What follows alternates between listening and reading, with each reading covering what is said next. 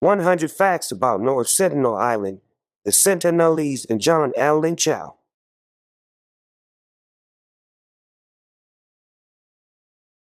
Introduction.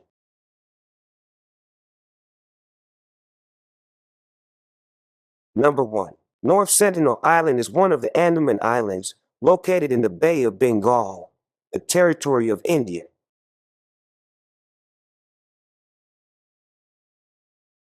Number 2. The island is the home of the Sentinelese, also known as the Sentinelese, one of the last uncontacted tribes on all of planet Earth. Number 3. The Sentinelese have inhabited North Sentinel Island for thousands of years and are one of the only truly isolated communities in the modern world. Number 4. In November of 2018, the Sentinelese made headlines for the murder of an American missionary named John Allen Chau, who illegally traveled to the island in an attempt to convert the tribe to Christianity. Number 5. Deadline reports that Justin Lin is set to direct The Last Days of John Allen Chow as his next film, and Ben Ripley is penning the script. The Last Days of John Allen Chow is based on the Outside magazine article of the same name published by Alex Perry. The film follows Chow, who believes he has been chosen to save the souls of the uncontacted tribe of North Sentinel Island, a protected site in the Indian Ocean, where outsiders are forbidden. Lin has spent the past 15 years helping turn the Fast and Furious series into one of the biggest franchises in the industry, while also stepping in to direct Star Trek Beyond. Number 6. The Sentinelese have expressed their desire to remain isolated by vigorously defending attempts at contact by outsiders. Number 7. North Sentinel Island is approximately 23 square miles, making it about the same size as Manhattan. Number 8. The Indian government has declared the entire island and its surrounding waters, extending 5 nautical miles from the island, to be an exclusion zone to protect the Sentinelese from outside interference and preserve their culture.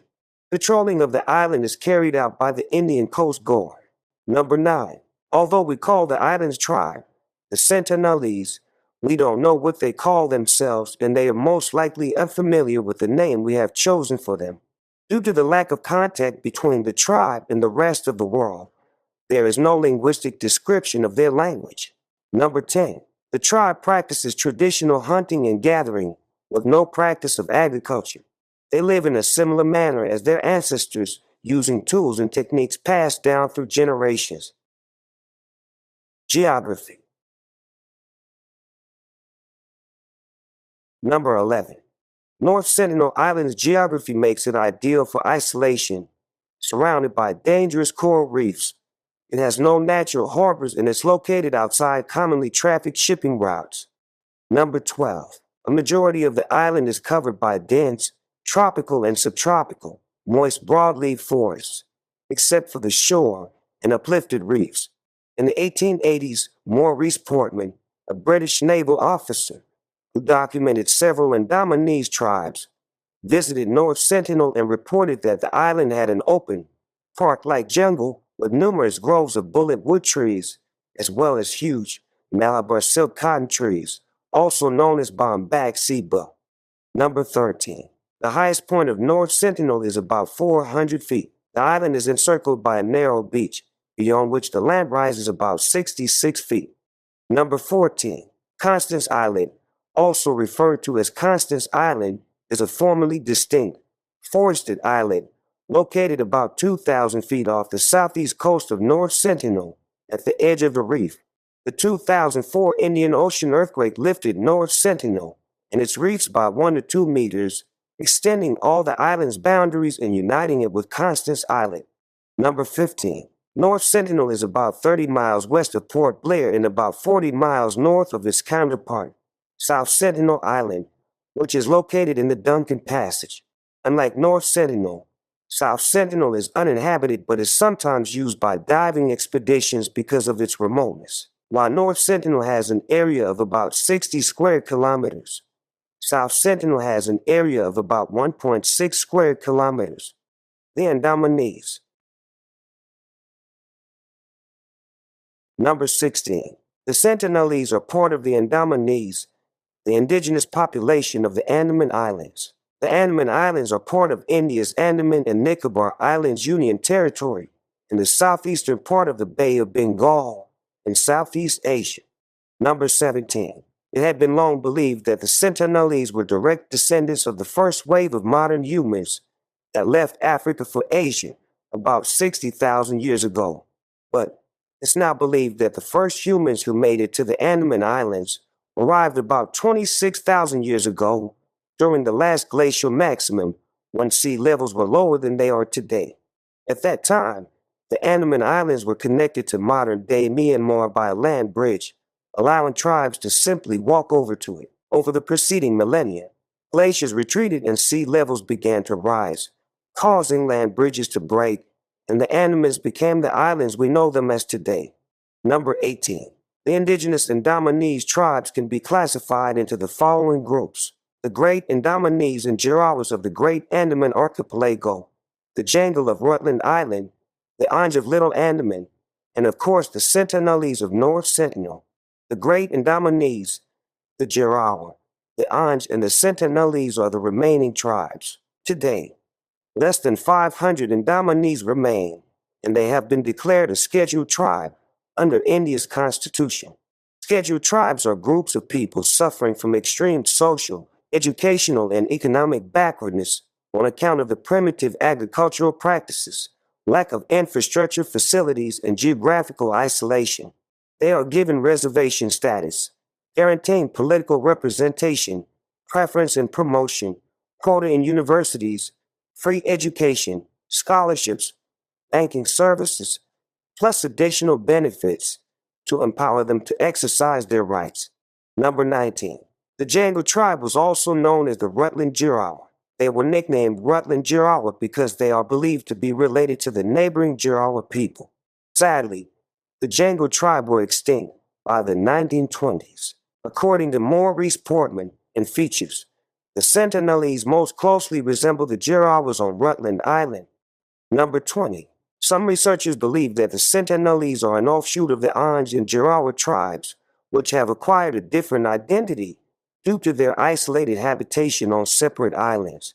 The Anj are believed to have given birth to the Jarawa, who in turn gave birth to the Sentinelese and the Jangle. The Anj, Jarawas, and the Sentinelese share several cultural traits, including the way they decorate their bows and build their canoes.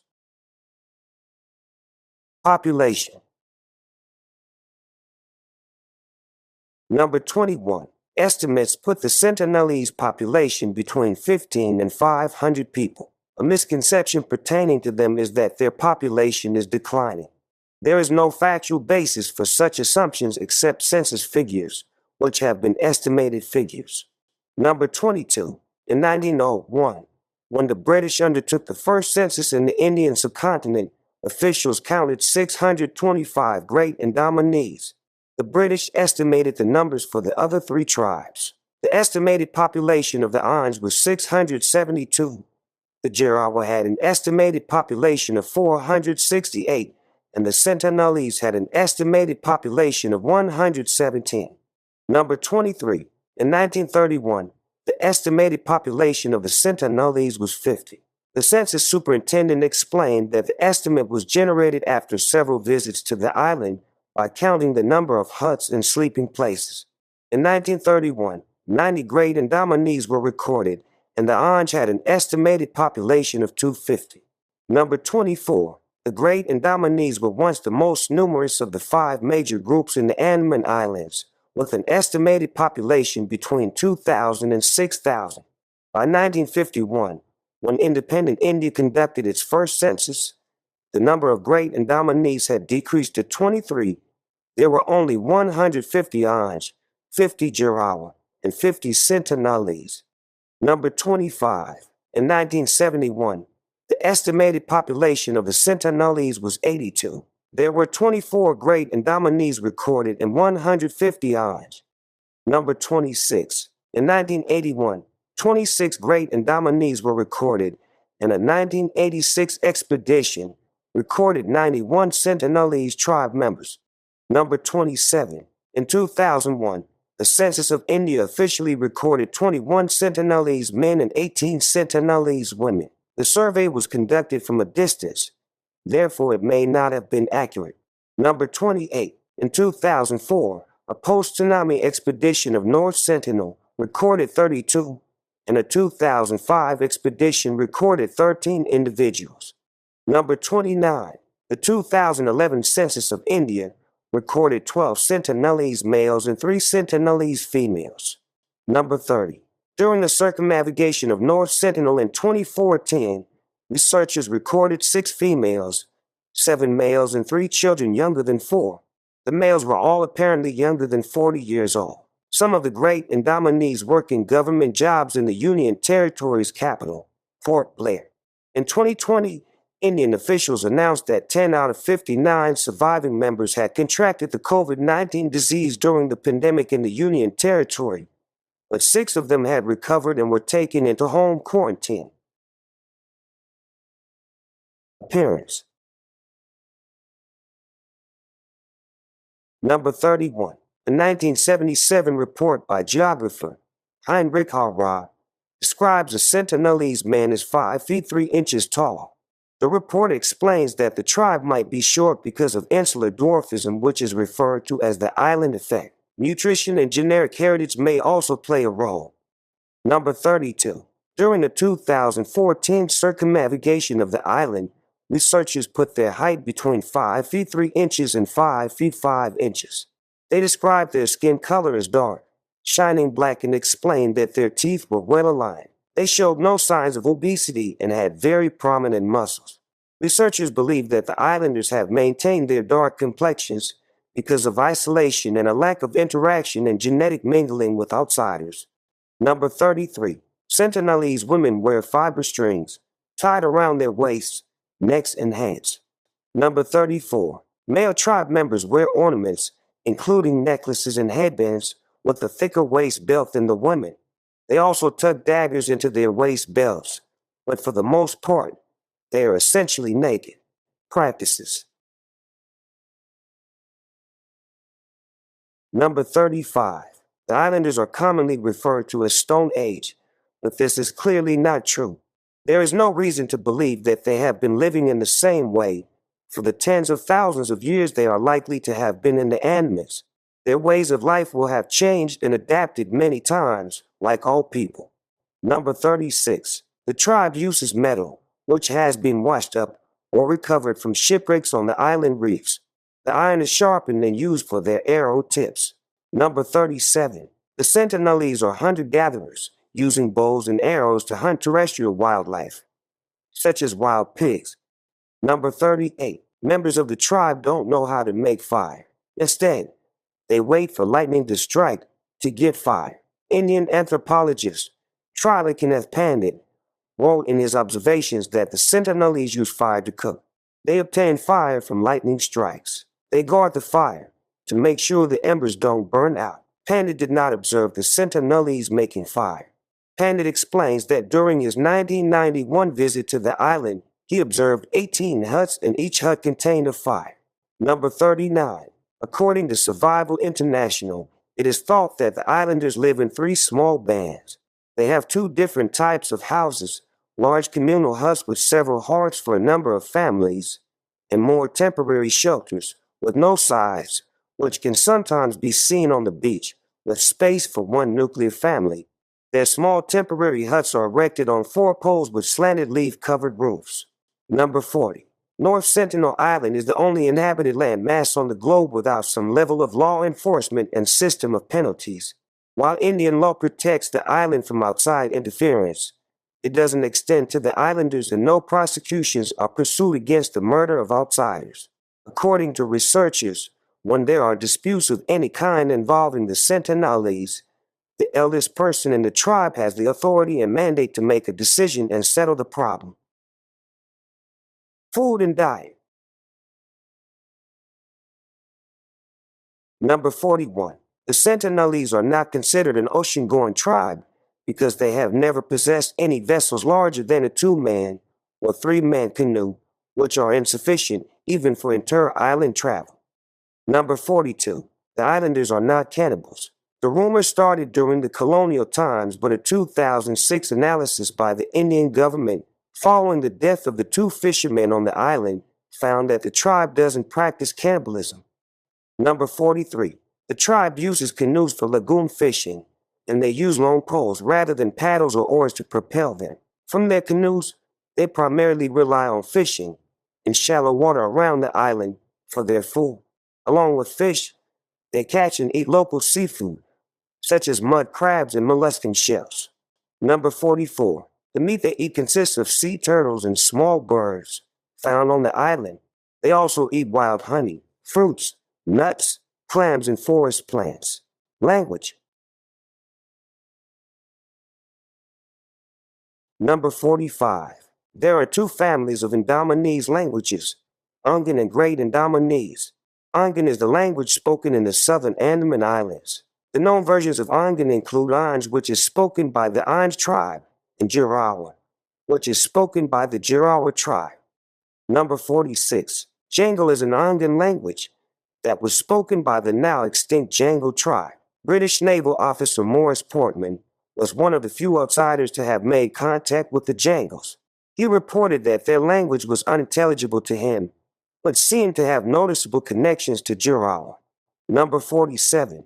Vishvajapanya's 2009 book, titled In the Forest, explains that the traditional name for North Sentinel Island in the Anj language is Chiudakwakwe.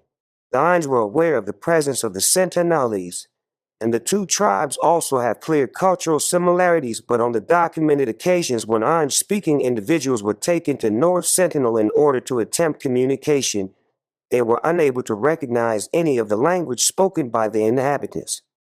Number 48. Sentinelese is, of course, the presumed language of the Sentinelese tribe. The language is classified as an Ongan language, but it is completely unintelligible.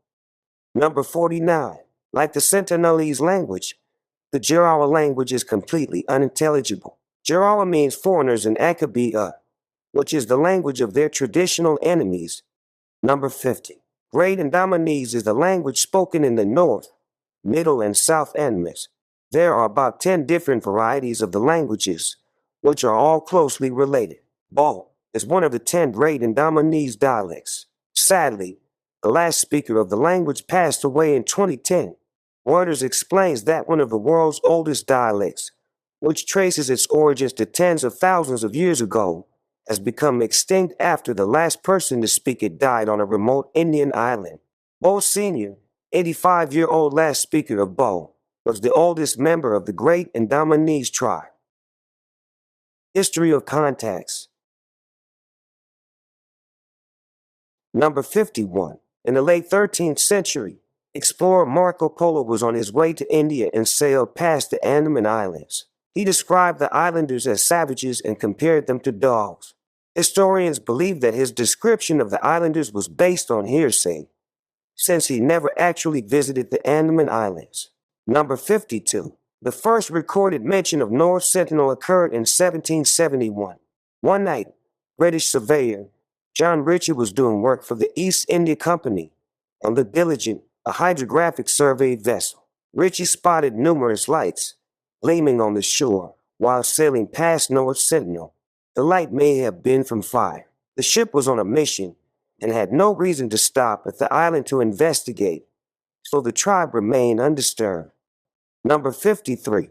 In March of 1867, Jeremiah Humphrey, a British administrator, sailed to North Sentinel in search of escaped prisoners from the neighboring Andaman Island. As Humphrey approached the shore, him and his crew saw several members of the tribe fishing with bows and arrows. They weren't sure that the islanders would be welcoming, so they decided not to stop at the island. Number 54. In 1867, a wreck occurred on a reef near North Sentinel. The incident involved an Indian merchant ship called the Nineveh. The 106 surviving passengers and crewmen managed to swim their way to the beach in the ship's boat. On the morning of the third day, they were eating when they were suddenly attacked by several islanders. The Nineveh's captain reported that the Sentinelese shot iron-tipped arrows at the wrecked survivors. They brandished sticks and threw stones at the tribe members to keep them away. The captain escaped using the ship's lifeboat and was eventually rescued by a passing brig. The other survivors of the shipwreck were eventually picked up by a Royal Navy ship. Number 55. In 1880, Royal Navy officer Maurice Portman led an expedition to North Sentinel, hoping to research the natives and their customs. Portman's group landed on North Sentinel in January of 1880 and found a network of pathways in several small, abandoned villages on the island. They also found a skeleton hidden between the roots of a large tree. Initially, Portman and his team were unable to find a living soul on the island. The tribe most likely hid in the forest when they heard the Europeans approach. Number 56. After a few days, Portman and his team found 6 tribe members, an old man and woman, and 4 children. They captured them, and in the interest of science, they took them to Port Blair, located on Andaman Island, which is about 30 miles away from North Sentinel.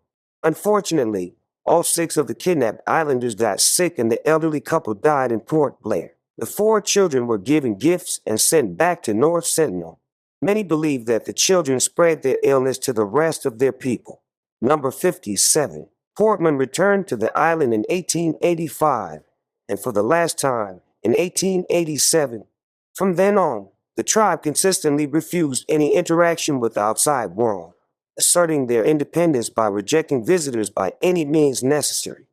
Number 58. In 1896, a Hindu convict escaped from prison and landed on North Sentinel. A few days later, a search party discovered his remains. His body was full of arrow wounds and his throat was cut. Number 59. In 1926, Lieutenant Colonel Farrar landed on the island where he glimpsed 3 of its inhabitants. Bows, arrows, a paddle, and a skeleton were taken for research, and he left gifts, including mugs and plates. He concluded that the islanders seemed to shoot birds since the arrows were unusual in being barbed with birds' bones and decorated with feathers. Farrar examined the island for 6 hours and estimated that it sheltered about 60 people. Based on calculation of food supply, anthropologists estimate that the island can support no more than 100 people. Number 60.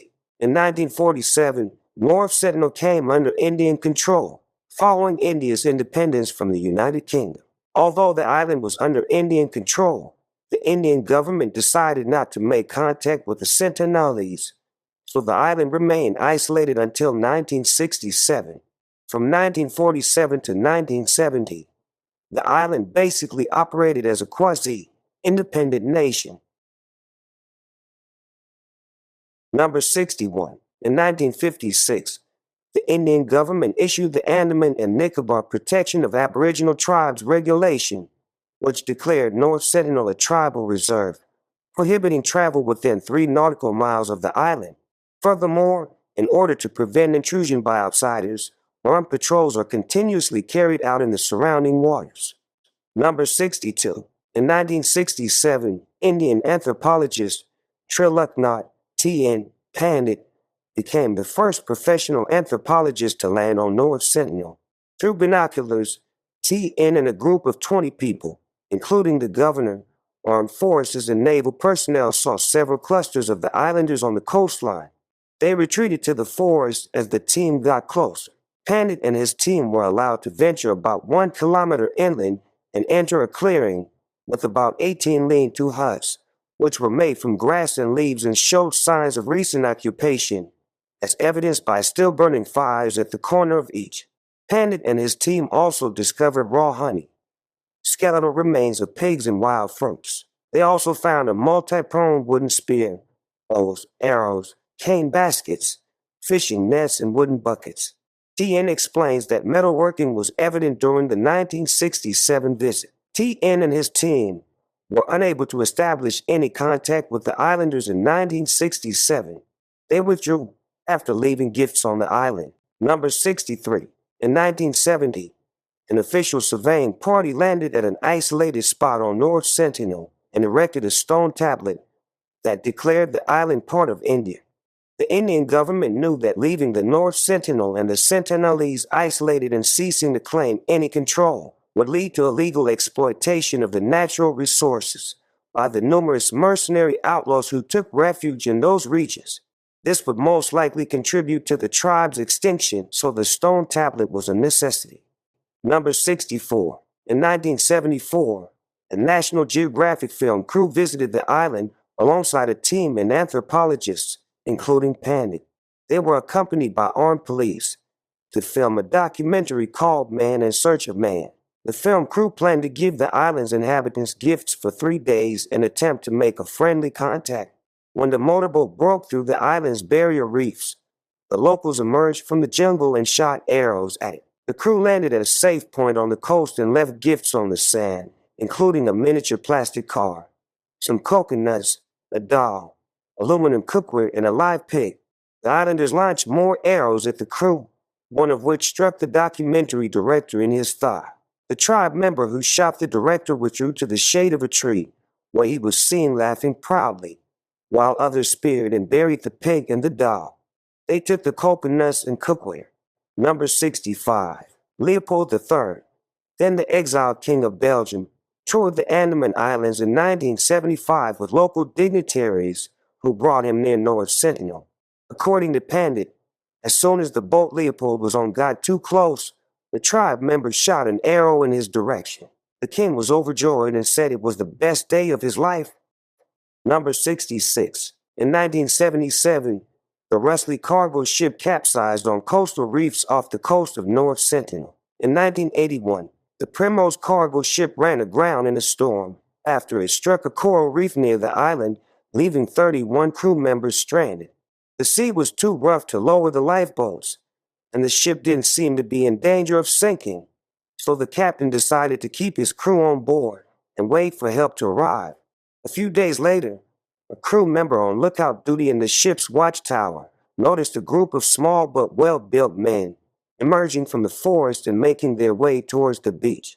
They were naked, except for belts that circled their waists, and they were holding spears, bows, and arrows, which they had begun waving in a manner that didn't seem friendly. Fearing for their lives, the captain made a desperate call to their shipping company's office and asked for an immediate airdrop of firearms so that his crew could defend themselves. The treacherous weather fortunately kept the tribesmen's canoes at bay, and high winds blew their arrows off the mark. The crew kept up a 24-hour guard with makeshift weapons, a flare gun, and axes, as news of the emergency slowly filtered to the outside world. After nearly a week, the Indian Navy dispatched a tugboat and a helicopter to rescue the sailors, and the islanders scavenged the ship. Later expeditions to the island found the tribe using metal tools and weapons, possibly constructed from the ship's remains. The Primrose was left behind, and you can still see the remains of the ship's wreckage today on Google Maps and Google Earth. Number 67. In 1991, TN led a team that made the first friendly contact with the Sentinelese people. In 1967, they started dropping gifts and coconuts to the island once a month. For the first 20-plus years of doing so, the islanders maintained their hostility towards the team. On January 4th, 1991, anthropologists on the expedition noticed a few of the tribe members gesturing and waving at them as if they were thanking them for the gifts. Once the boat was at a safe spot, a crew member gave the tribe members a bag of coconuts and a pig. Unlike previous deliveries, the islanders did not bring any weapons when they approached to retrieve the gifts. An anthropologist gestured for them to come closer, but they got nervous and went back to the shore. TN and his team returned to North Sentinel that afternoon, and this time about 20 islanders were waiting for them on shore. One of the men pointed a bow and arrow at the crew, but a woman pushed it down, and the man buried his weapons in the sand. Numerous islanders hopped in the water while the crew tossed them coconuts, hand to hand. The crew made sure to record a video of the exchange, which marked the first friendly interaction with the tribe in decades. Number 68. In an interview with the American Scholar, Pandit described the first friendly contact with the tribe. He explains that many of the islanders started running down the beach and splashing through the surf toward the boat, leading the director to leap out of the boat into chest-high water. This scared one of the islanders, who quickly grabbed a coconut before calming down. A few weeks later, the team returned to the island with more coconuts, and some of the islanders hopped on the boat and grabbed sacks of the coconuts. TN was alone in the water with a member of the tribe, and his boat sailed a short distance away. The tribesman pulled out an iron-bladed knife and made a gesture. It explained, like he was going to cut out my heart. He probably thought I was planning to stay, but the boat quickly returned to pick TN up. He returned to North Sentinel several more times before he retired from the Anthropological Survey in 1992. The interaction proved that friendly contact with the islanders was possible, although a substantial period of time was required to build trust. Despite the peaceful interaction, the tribe's hostility towards outsiders they were unfamiliar with continued. For example, in 2004, after the Indian Ocean earthquake caused the deadliest tsunami on record right next to the island, an Indian Coast Guard helicopter was sent out to survey for damage. The tribe survived the tsunami, and when a tribesman saw the helicopter, he took out his bow and shot an arrow toward the rescue chopper. Number 69. In 1991, anthropologist Madhumala Chattopadhyay became the first female anthropologist to make contact with the Sentinelese. National Geographic explains that she had wanted to study the tribes of the Andaman and Nicobar Islands since childhood, and as an adult anthropologist, spent 6 years researching them, eventually publishing 20 research papers on the subject, as well as the book, Tribes of Car Nicobar. As a PhD fellow with the Anthropological Survey of India in January of 1991, Chattopadhyay had her first chance to join a team going to North Sentinel. But there was a catch. Women were not included in groups that went to establish contact with the hostile tribes on the islands. She explains, I had to give a written undertaking saying that I knew about the risks involved and would not claim compensation from the government for any injury or loss of life. My parents also had to give a similar written undertaking. Permissions granted, Chattopadhyay went on to become the first female anthropologist to make contact with the Sentinelese. Number 70. In January of 2006, two fishermen, Sundar Raj and Pandit Tiwari, were illegally fishing for mud crabs in the protected area surrounding the island. During the night, their anchor failed to hold their boat against the currents, and they drifted toward the island, where they were killed by members of the tribe. An Indian Coast Guard helicopter was sent to retrieve the bodies and saw them on the beach, half buried in the sand. Natives shot arrows as they tried to carry the corpses away, forcing them to retreat without them. John Allen Chow. Number 71. John Allen Chow is the American missionary who was killed by the Sentinelese in 2018 after he illegally traveled to North Sentinel in an attempt to convert the tribe to Christianity. Number 72. Deadline reports that Sky Young is set to star in the Justin Lin directed feature, The Last Days of John Allen Chow. The project is based on an Alex Perry penned article for Outside magazine. The film will mark Young's first major starring role, as his past credits have included the Paramount Plus Halo series and Tomb Raider. He can be seen next in Zack Snyder's Rebel Moon. Number 73. John Chow was born on December 18, 1991 in Scottsboro, Alabama.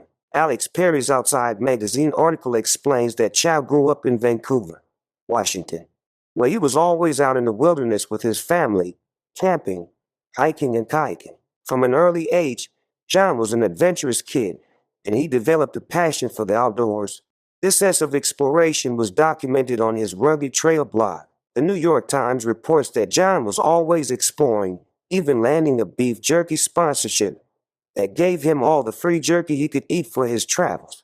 In a memorial essay that he distributed to friends after John's death, his father, Patrick, said that when his son was younger, he was obsessed with BB gun war games, forming his own team when he entered high school. But as John grew older, he was increasingly drawn to the sense of the divine that he felt when surrounded by untrammeled wilderness. Number 74. Patrick remembers the first time John mentioned living on a desert island at the age of 10. It was in 2002. John had read Robinson Crusoe, and the family was on vacation in Hawaii when John announced that one day he wanted to live in a place exactly like that, swinging through the trees, jumping into the water, and spearing jellyfish. Patrick had laughed, but the notion of island life stuck with John, and over the years, Patrick watched his son refine and reinforce his ambition. Alex Perry of Outside Magazine explains, by his late teens, John had progressed far beyond Robinson Crusoe. He devoured books on iconic missionaries like David Livingstone in Africa. Jim Elliot, speared to death at age 28, along with 4 other Americans, by the Warangi people in Ecuador in 1956, was a particular role model. The missionary was raised within walking distance of the Chow family home, just across the Columbia River in Portland, Oregon. As John grew up, the legend of the local hero killed by savages swelled. Elliot's story was told in several books, a documentary in 2002, and a movie in 2005. On June 15th of 2016, John shared the following Jim Elliot quote on Facebook. The Lord made mountains to climb, not just to look at, and up there, one understands why. Seeing the vista that most folks never see with a sense of farness that most never feel. One day in 2009, when Patrick overheard his 17-year-old son telling his friends that reaching North Sentinel was his calling and his mission, his heart sank because he knew that his son's calling was based on fantasy. Number 75. John attended a small Christian high school in Vancouver with 90 students across 7 grades. In 2008, as a junior, he went on a school missionary trip to Mexico where he helped build an orphanage. He enjoyed the experience, and when he returned home to Vancouver, he began researching remote tribes and found out about North Sentinel Island. According to the New York Times, it was an obsession. Ever since Mr. Chow had learned in high school through a missionary website, the Joshua Project, that the North Sentinel people were perhaps the most isolated in the world, he was hooked. Much of what he did the rest of his short life was directed toward this mission. The Joshua Project is a Christian organization and research initiative seeking to highlight the ethnic people groups of the world with the fewest followers of Christ. According to the organization's website, North Sentinel is located within the so-called 1040 window, which is an area of North Africa, the Middle East, and Asia, where missionaries have difficulty converting people to Christianity. The region is commonly referred to as the Resistant Belt and is home to some of the largest unreached people groups in the world. Number 76. After high school, John attended Oral Roberts University, which is a Christian college located in Tulsa, Oklahoma. It is often referred to by its nickname, God's University, and it has the stated goal of fostering evangelistic capability in its students. John graduated from Oral Roberts in 2014. Number 77. For 3 years, beginning in 2016, John worked for 6 months as a park guide at the Whiskeytown National Recreation Area located in Northern California. On December 18th, 2017, John shared a post on Instagram to celebrate his 26th birthday. The caption explains that his 25th year of life was wild, and he says that he worked his 2nd season at Whiskeytown. Sadly, in 2018, Whiskeytown National Recreation Area endured one of the most devastating wildfires in its history, the Carr Fire, which burned nearly 230,000 acres and killed 8 people. The fierce inferno was nicknamed the Carr Fire because it started at an intersection near Carr Powerhouse Road. The National Park Service explains that it was the most destructive fire in National Park System history.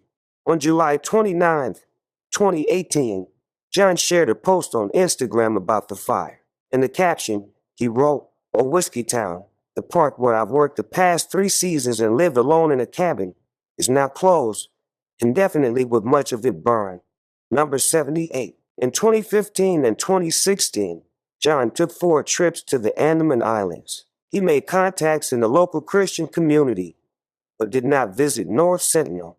GQ explains that foreigners are primarily allowed to shuttle between Port Blair and a handful of resort beaches because much of the island chain is reserved for 400 gatherer tribes, including the Sentinelese, which Chau quickly began testing the archipelago's security.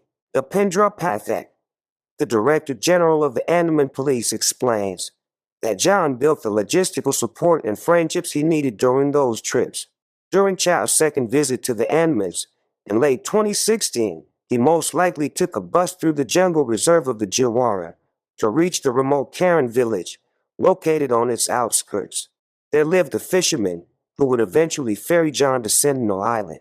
Number 79.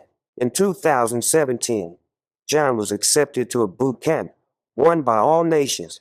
According to their website, All Nations is an international Christian missions training and sending organization committed to preparing Christians to share the gospel and establish churches in parts of the world where the name of Jesus Christ is little or not known. The New York Times explains, just months before undertaking the most forbidding journey in his life as a young missionary to a remote Indian Ocean island, John Allen Chau was blindfolded and dropped off on a dirt road in a remote part of Kansas. After a long walk, he found a mock village in the woods inhabited by missionaries dressed in odd thrift store clothes, pretending not to understand a word he said.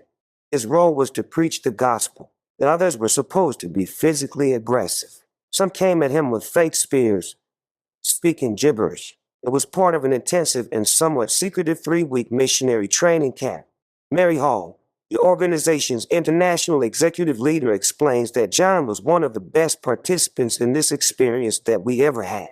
For Mr. Chow, 26, the boot camp was the culmination of years of meticulous planning that involved linguistics training and studying to become an emergency medical technician, as well as forging full-time jobs so he could travel and toughen himself up. John joined the organization as a missionary in 2017 to prepare for and fulfill his long-time goal of bringing the gospel to the people of North Sentinel Island. Number 80. On August 9th, 2018, in a major move to boost tourism in the Andamans, the Indian government decided to remove the requirement for most foreigners to have permits to visit nearly all of the inhabited islands in the Andaman and Nicobar chain, including North Sentinel. However, visiting the island without government permission remained illegal under the Andaman and Nicobar Islands Protection of Aboriginal Tribes Regulation of 1956.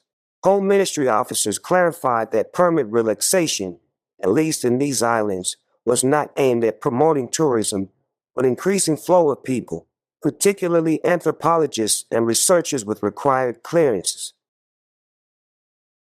Number 81. In October of 2018, John traveled to Port Blair, the capital of the Andaman and Nicobar Islands, and took up residence in what he described as a safe house. He prepared an initial contact kit which included picture cards for communication, gifts for the Sentinelese people, medical equipment, and other necessities. On October 21st, 2018, John shared an Instagram photo showing himself on a boat with a caption that reads, "Kayaking the tropics in this endless summer." Number 82. The Guardian explains that John carefully documented his activities in a handwritten diary. The resulting 13-page testament, written with the earnestness and self-consciousness of someone who had digested many missionary and anthropologist accounts of Indigenous contact and knew he might be writing for posterity, recounts his final days in fascinating and tragic detail. Number 83. Hoping it would lessen the risk of accidentally infecting the Sentinelese, he entered a self-imposed quarantine. For 11 days, he went without direct sunlight. He prayed, exercised, and read the lives of the 3 Mrs. Judsons, a 19th century missionary account. Number 84. Chow paid 5 local fishermen 25,000 rupees, which is about $350 to break the law and take him close to North Sentinel on November 14th, 2018, under cover of darkness in their 30-foot-long wooden boat. They arrived late at night and anchored nearby.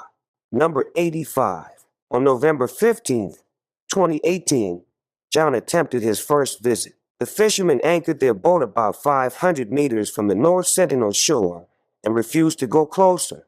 So John stripped to his underwear because he thought it would make the Sentinelese more at ease and paddled his canoe toward the island with his waterproof Bible. As he got closer, he saw a hut and some dugout canoes. All of a sudden, several islanders ran towards John. Their faces were painted yellow, and they were making high-pitched noises. "My name is John," he shouted from his canoe. "I love you and Jesus loves you." When the islanders began stringing their bows, he panicked. According to his diary, John threw some fish that he brought as a gift towards the tribe members, then turned and paddled like I never have in my life. Number 86. On the afternoon of November 15th, 2018, a few hours after his initial attempt, John decided to give it another shot. This time, he successfully landed on the island where he laid out gifts. He started walking towards a hut and tried to stay out of arrow range, but suddenly, about half a dozen islanders emerged and began shouting at him. John's journal entry explains that they communicated with high-pitched sounds and gestures. He tried to parrot their words back to them, and the Sentinelese burst out laughing. They were probably saying bad words or insulting me, he concluded. John sang worship songs to them and spoke to them in Zosho, a language spoken in southern Africa. He started preaching to them from Genesis, and for a while, the Sentinelese seemed to tolerate his presence. Number 87.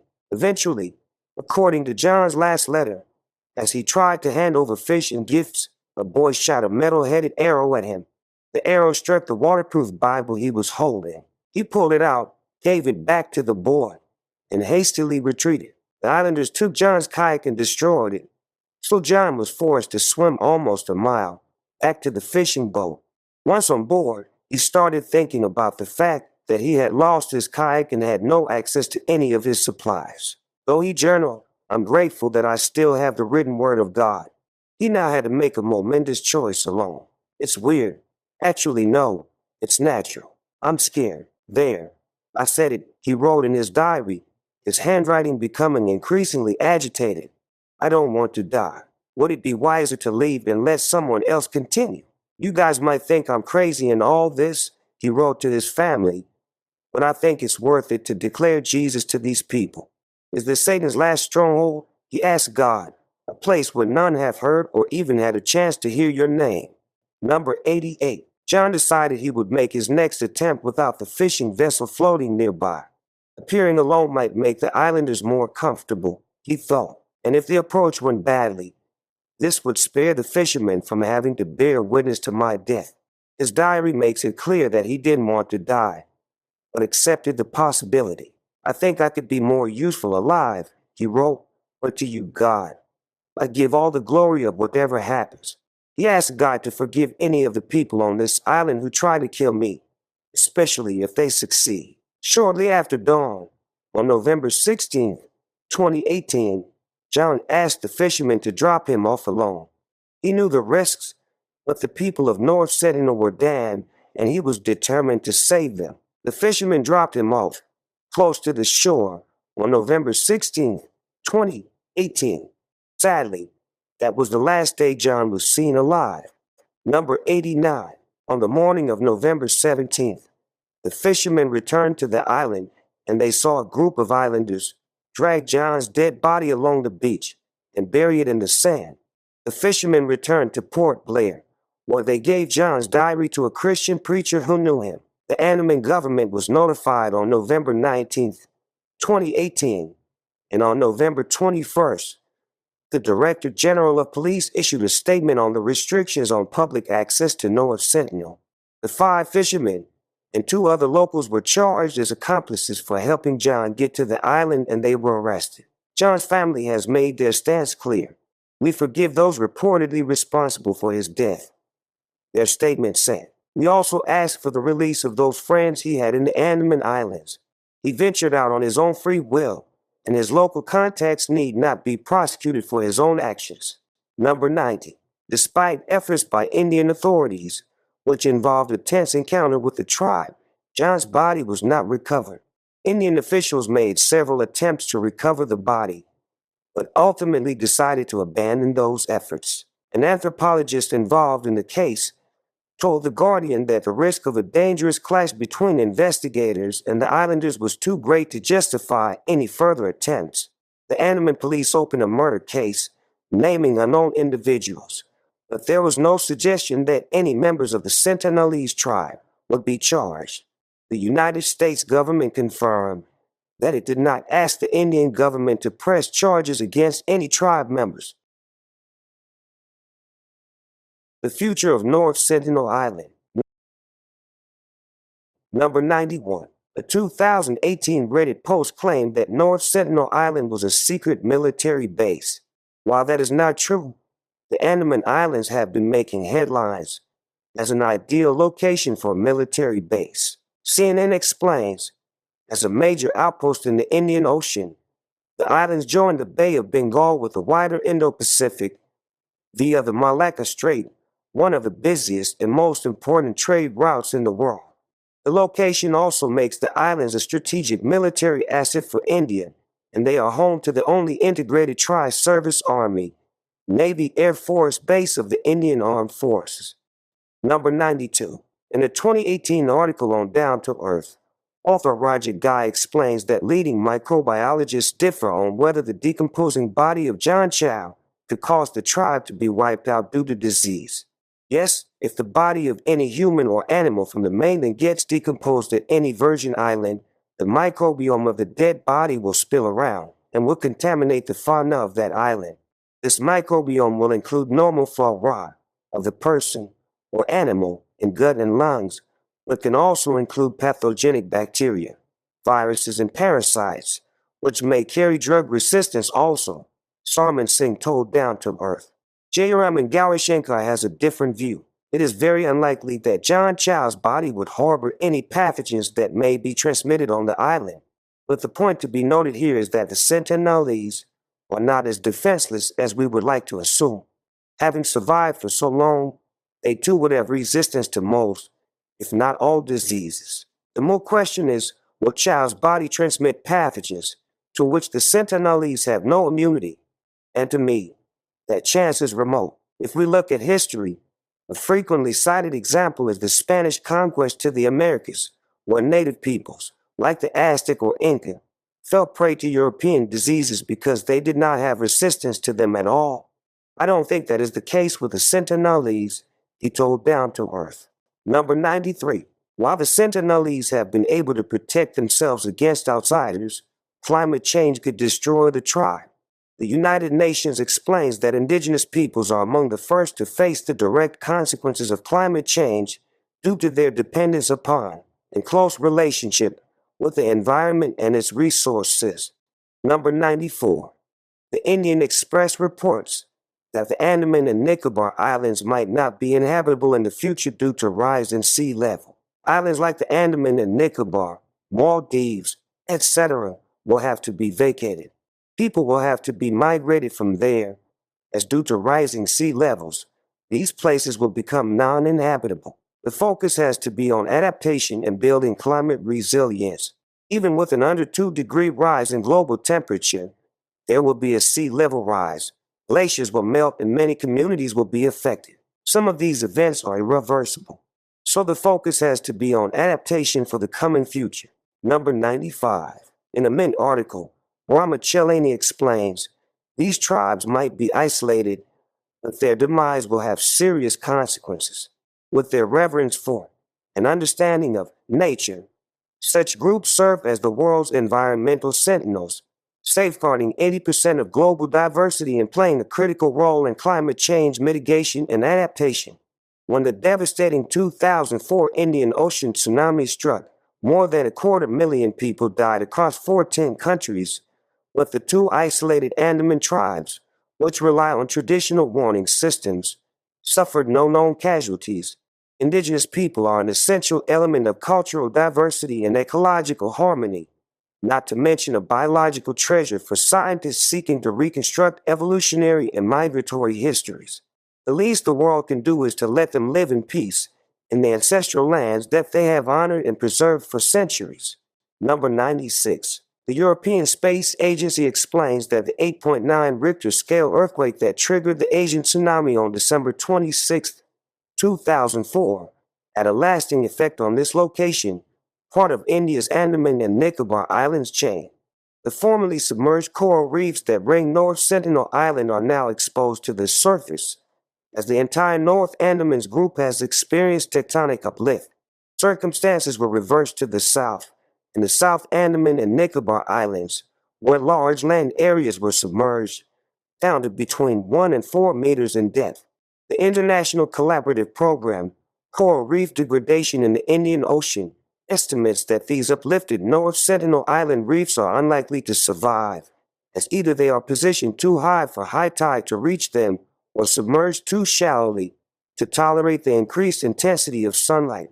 The islanders would typically have been fishing when the tsunami struck.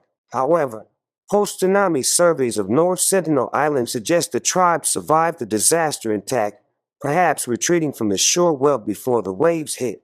It is possible that the Sentinelese are now suffering from the loss of their shallow water fishing grounds, with lagoons now vanished on all but the east side of North Sentinel Island.